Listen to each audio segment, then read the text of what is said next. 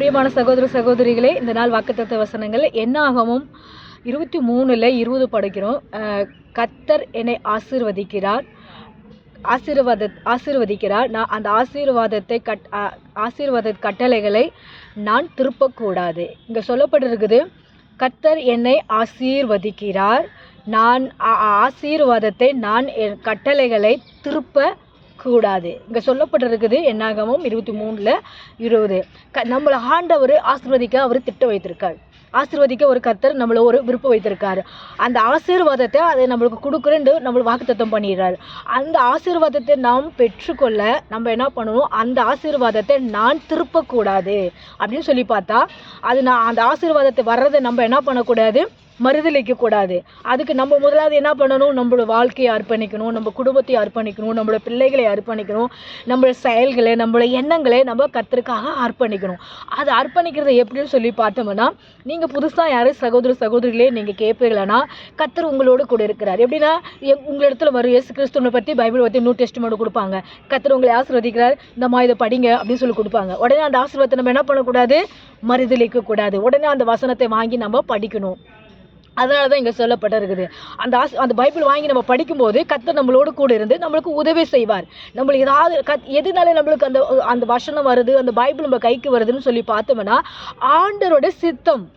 ஆண்டவர் ஏதாவது நம்ம ஒரு கஷ்டத்தில் இருப்போம், ஏதாவது ஒரு பிரச்சனையோடு இருப்போம், முடியாமல் சூழ்நிலையோடு இருப்போம்.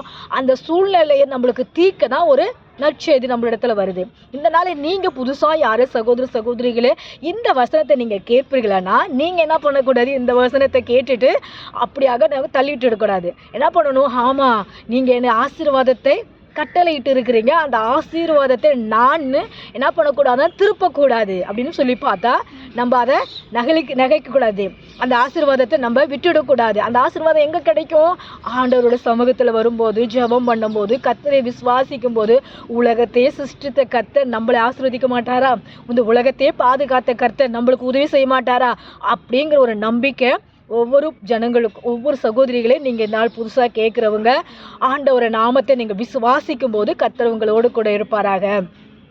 நீங்கள் கேட்ட உடனே நீங்கள் என்ன பண்ண, ஒரு மனுஷக்குள்ளே ஆண்டவரே இந்த நற்செய்தி எனக்கு தான், நான் உடனே விசுவாசிக்கிறேன், எனக்கு அந்த ஆசிரியை நீங்கள் கட்டளையிட்டு இருக்கிறீங்க, அந்த ஆசீர்வாதத்தை நான் நிகழ விடக்கூடாது, அந்த நிகழ விடாத காரணத்தை நான் பாதுகாக்கணும், அந்த பாதுகாப்பு கரத்தை நான் பெற்றுக்கொள்ளணும் அப்படின்னு சொல்லி பார்த்தா கர்த்தருடைய ஆழத்துக்கு வரணும்.